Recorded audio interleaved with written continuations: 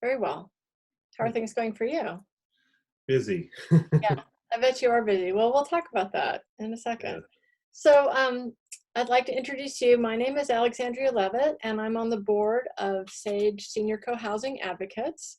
And today I'm talking with Joren Bass. Joren is, and please correct me if I don't have this right, Senior Development Manager of UDP in Portland, Oregon. Trained as an architect, he has 20 years of design and construction experience in the Portland area and beyond. And so, first of all, Jordan, maybe we could start, if you could tell me a little bit about your background and Yeah. then how UDP works with a co-housing group. Yeah.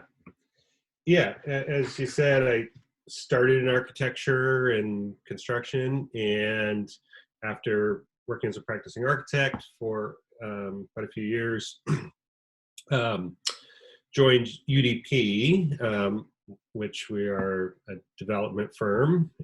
And when I joined, we were just getting started with our first co-housing project, which was PDX Commons. And so I joined and took over that project and started managing the project. And that was really my first really deep dive into co-housing. I had heard about co-housing, and I had, in fact, did graduate work in actually it was in Finland, and then worked there for a number of years. So I was familiar with a lot of the Scandinavian models of housing. So I certainly heard of it, but never worked directly on it. But yeah, after joining UDP and started working with PDX Commons, then that introduced me to Katie McCammett and her method of working with co-housing groups. And as a company, when really it was the founding members of PDX Commons that came to us and asked us to be their developer. And that was as a company, our first introduction to co-housing as well. And so we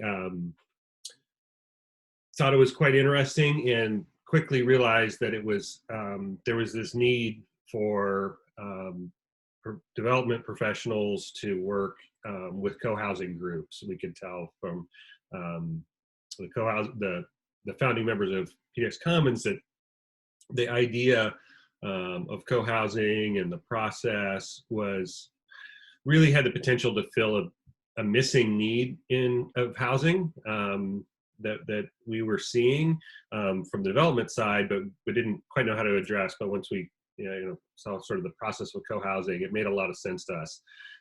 So we decided that we would jump sort of all in with co-housing, and we did a series of workshops with Chuck Durrett and Katie on sort of the process of co-housing and some of the design ideas.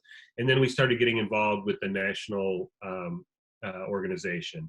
And we've been attending the national conferences and taking part in the national events for quite a few years now, maybe 7 years, and also been sponsors of the national organization. And we really have learned a lot from them and see the value of that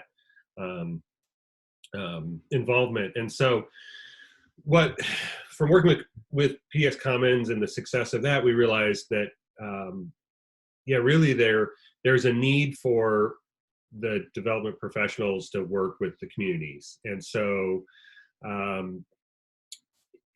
we have looked at sort of the variety of different ways communities start and how they progress from the concept to the completion of their units and their residences, and have found that our model of working is very, very much follows what Katie McCammett has done, and there's the other developer, Jim Leach, have done over the years, where really it comes from the founding members. We look for a strong founding group, and it can be we found there's no magic number of households, but it's really more about the passion of that group. And if that's there, then we're willing to partner with them and serve as their developer. We really see it as a collaboration. We look to the community to really drive the concept of what the development's going to be about, what their community is going to be about. We often partner. We partner. There's always sort of this milestone phase of when they can get in contract on a land or acquire land. There's sort of, we call it sort of the wandering in the wilderness before, and then there's the going under contract with the land, and all of a sudden the project seems to get very real.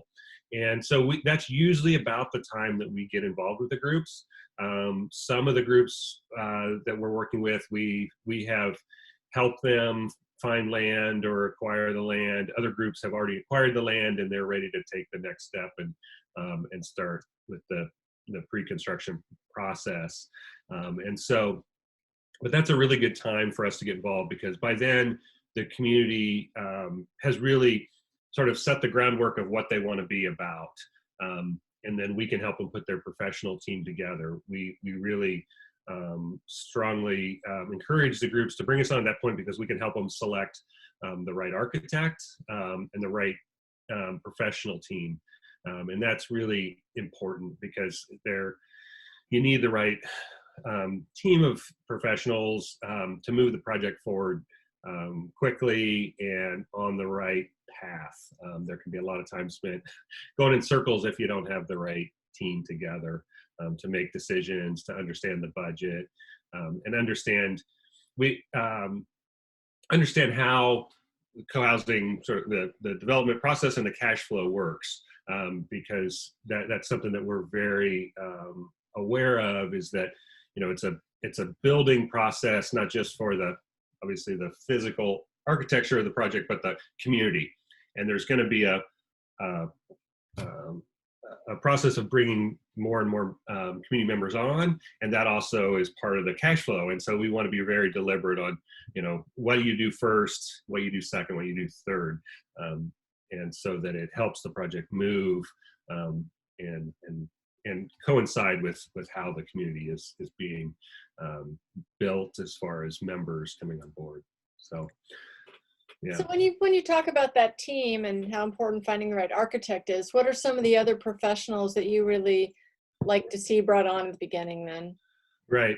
So there's a whole series around sort of the due diligence of the property, and there's a whole set of work around that. So if, say, they're in contract but they haven't purchased the property, then we like to help them, you know, just make sure it's the right piece, and they're getting a good value on the purchase price.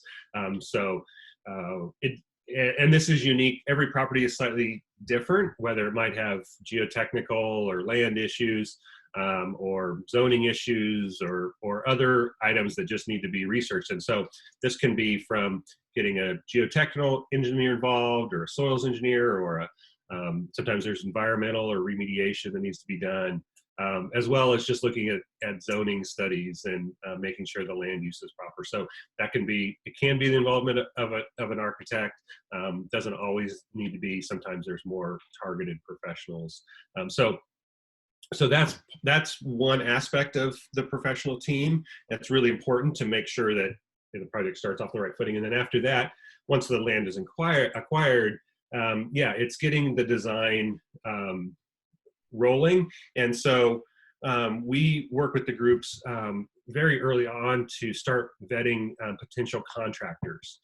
We've seen a lot of groups who have gotten excited and jump in with an architect, but they really have no idea about what the true costs are. And it ends up really derailing a project if they go through design workshops and they really don't have a strong footing of what it costs in their area to build. So we want to be involved and help them to put together strong construction budgets that are really as accurate as possible. And that can often be done even before any early design work is done. Just vetting contractors, finding the right ones, and understanding what the construction market is in their area. So we like to bring the contractor on, and then they can help direct some of the choices that are made in the design process, so we can really, use the budget wisely and put effort towards, whether it's working around, again, soils conditions or some other constraints, where we can quickly spend a lot of money, but not have really a benefit to the program or the community as far as built area or amenities. So we like to be involved with that, and then of course helping the community select the other design members. This may be structural engineers or mechanical or electrical engineers, and all of those folks, and every jurisdiction's a little difference on what we need to do to get to a building permit, but that's part of our part of our role is to help guide that decision-making process and make sure, again, a lot of it's about, are we spending the money for the project in the right way, on the right professionals that are really going to help move the project forward in the right order. So that's a big part of what we do. But then there's a lot of sort of just back end logistics for the team. So we have staff that does all the bookkeeping and accounting and helps with all the tax records and all of that, most communities, even if they have folks in their community who have those skills, they're not best spent doing that on a co-housing project. So we now have folks in our office that are really skilled on how do you track member contributions, and how does it, if they've joined the LLC, development LLC, what does the end of year tax implications look like for members, and then we just doing the monthly payment of invoices and that sort of work, which is really for a community it can be a big drudgery, but because we process a lot of them at a time, our staff is very efficient at doing that. And ultimately where that comes into play is that when we're going to go to construction, we want to have really good books for going to a construction lender and talking to them, and getting a loan. We want to show that the project's on good footing and that it has a really good record of accounting. And so that's actually a big part of what we do for communities. And it's not very glamorous, but it's very helpful. Well, absolutely. I mean, co-housers, this is not their area of strength. So, and they can spend a lot of time and energy and get very frustrated spinning their wheels trying to figure this out. Right. So finding people that can help them with that is important. Yeah. So we really try to take that burden off of them, because we really want the community out there, building the membership and really finding other folks who want to join the community, and really we want them spending their time also just really honing in on what are they as a community, because that'll ultimately make them stronger as new members come on, having a real clear sense of how does their community process work, how does their process of decision making work, the process, all their consensus skills, all of that. We want that to be strong, and we also want them to have fun in the design workshops. We want the community to really put their thoughts and their efforts towards really envisioning what their dream is. And so we play an active part of the workshops. We attend the workshops with the community and with the design professionals, and help, where needed, give advice on how the project can be designed that, again, it fits the budget and is going to function well. I mean, we're now working with, almost a dozen communities currently. Wow. We're getting close to a dozen. Wow, so we've been through a lot of design workshops. We've seen a lot. We've visited, lots and lots and lots of communities across the country, and so we have a really good sense of what functions well and what didn't turn out so well for different communities. So, and then just helping them guide, just on some of the sort of basic rules of real estate that they, if once they've now jumped in as a developer themselves, and we want to help them, guide them through, how do appraisals work, and why would you need certain things to appraise, or how does a lender look at these sort of projects, and how can we entice them to take an interest. So Yeah. What do you wish co-housers knew when they come to a company like you? Yeah. Um, well, what's interesting is you know, we find that co-housers are very inquisitive people by nature, right? And they're all just they're great people. We love working with them, and they what's so exciting is that folks come to co-housing because they're curious about it, and they tend to be doers, right? But they're coming from other professions or other walks of life, but I have yet to find one who hasn't sort of been successful in whatever they were coming at, and they've come to co-housing, and now they're in a totally new realm, and I see usually early on a sort of a level of frustration because all of a sudden they're in a different environment. They don't quite, they haven't built something of this scale before. Maybe they've remodeled their house or done a little addition, but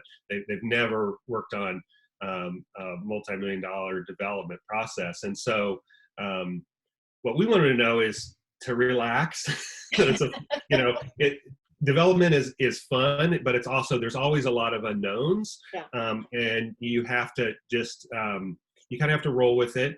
But if you put a good professional team together, that they're there to advise, but also to sort of deal with those and help you anticipate those, and that's often hard for co-housers early on because they're not used to sort of being, at this point in their life, they tend to not be working with something that they don't have a lot of experience with, and so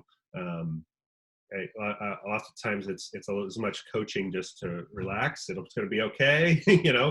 There's some unknowns. We're going to work through them, and there's a method to the process, but it's different than what they maybe do in their typical day to day. So well, I think what I'm hearing you say a little bit is that co-housers are used to being in control. Yeah.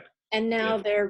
they're in this process where there's a lot of money and other things going on, and it's being handled, and it's hard for them to kind of get into that process, maybe till they get more of a familiarity and comfort with Right. the people they're working with.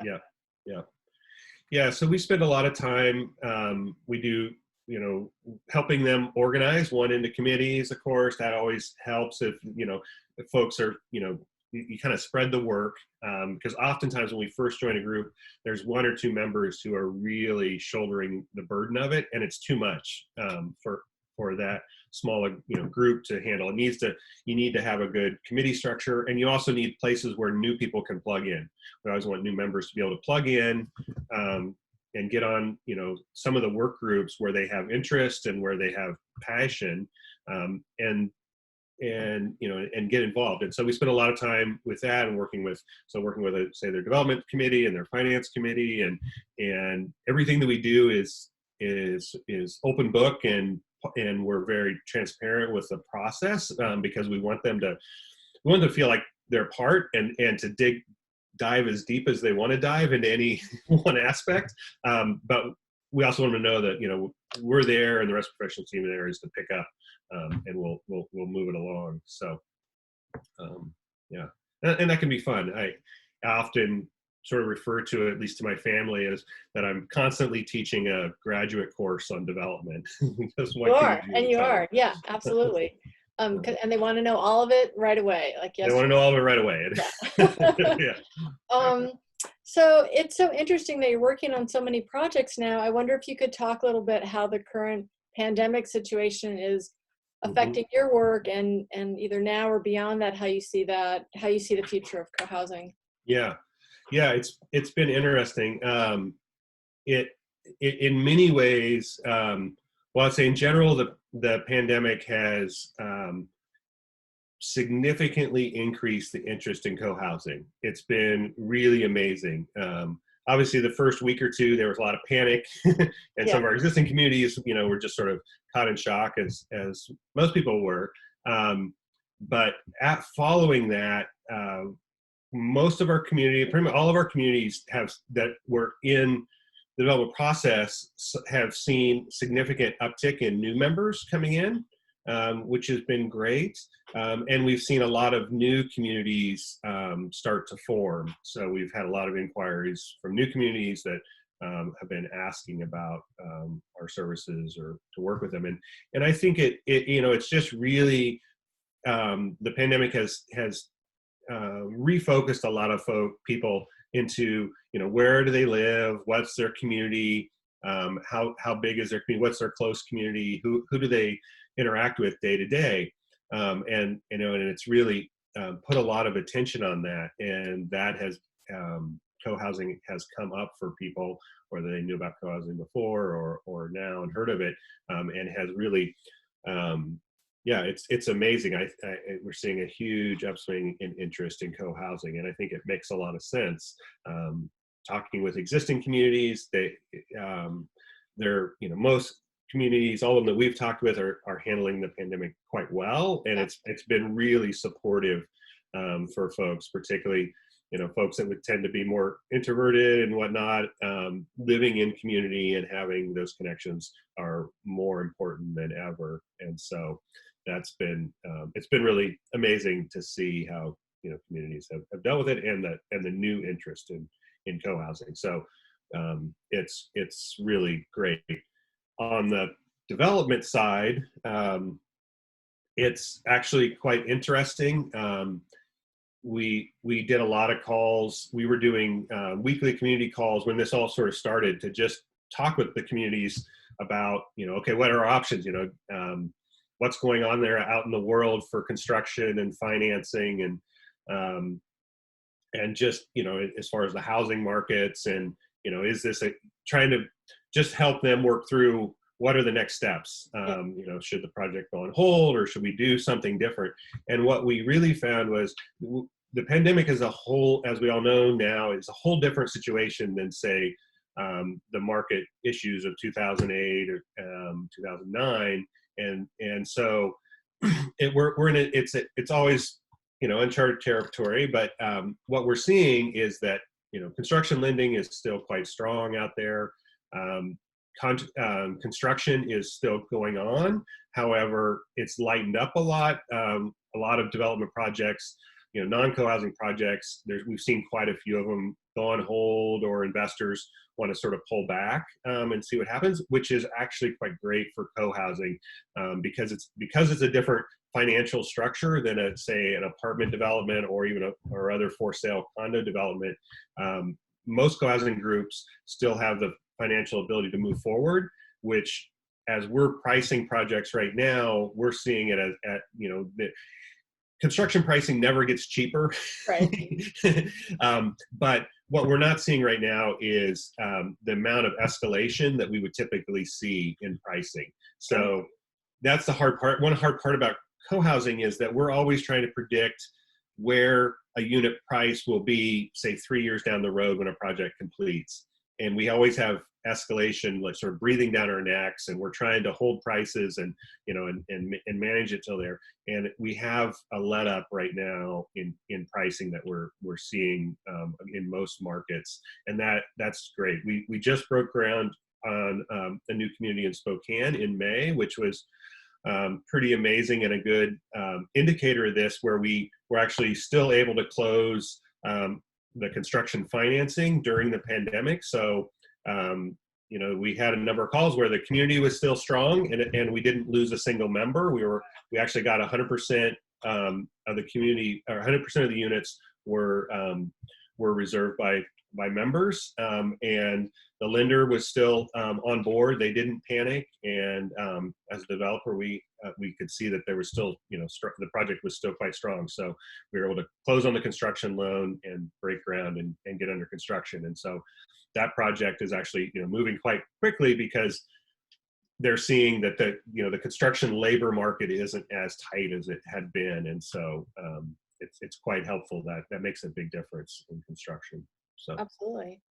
yeah. So are your projects all over the country, or are they mostly in the Northwest? Mostly Northwest. So we have projects from Northern California through Oregon and Washington currently. that's the other thing the pandemic has changed. Yeah. Before this, we were traveling a lot, obviously, for our projects, and we've learned how to move things virtually online. So it's been really good for our communities to learn how to obviously communicate. I think it's made meetings not only for the communities easier, and able to, I think that's also helped with their marketing, is they've been able to connect to potential members who are coming out from out of the area to come live in the project, and live in the community when it's done. We typically see that in most of our co-housing projects. We see about 1/3 of the community are going to be new to the area in projects, and obviously it varies here and there, but that's kind of seems to be about the ratio of new households to a specific region that are moving there specifically to live in that community. Sometimes there's some other connection. Usually there's a family connection or something, but they move there. And so it's always been a challenge in the past for those members to connect with the developing community as regularly. But now that everybody's virtual, that's been really great. And we'll probably see that. I think we'll see the numbers of community members who are coming from a greater distance increase with that. For our work, it's been easier for us to connect, obviously, with those communities. It's nice to not have to, say fly down to California from Portland just for a series of meetings. And that goes with also working with our design professionals and our, I have calls with jurisdictions and land use committees and land use, commissions. And it's now that everybody's virtual, that really, it's helpful. I mean, it's better for the environment to not have to travel so much. Absolutely. No, it's forced us to try and work this way. So for folks who are in parts of the country, not the Northwest, but if they're looking for someone to be a partner developer like this, what are a couple criteria they should keep top of mind, do you think? Right. Yeah. So when a community is looking for a partner developer, it's good to have an understanding of what you're looking for from the developer. And we see kind of, there's a range of services that different developers bring for communities. And it's good to sort of understand what a community needs. Sort of the biggest one, the hardest one, that's hard to fill without a developer is securing the construction financing. And that's really the one of our main roles with communities is, so the community will bring a percentage of the equity that's required, and then we will secure and guarantee the construction loan. So most construction lenders, even though a lot of them will love the idea of co-housing, they really want to see a developer as part of the team who is willing to guarantee the construction loan.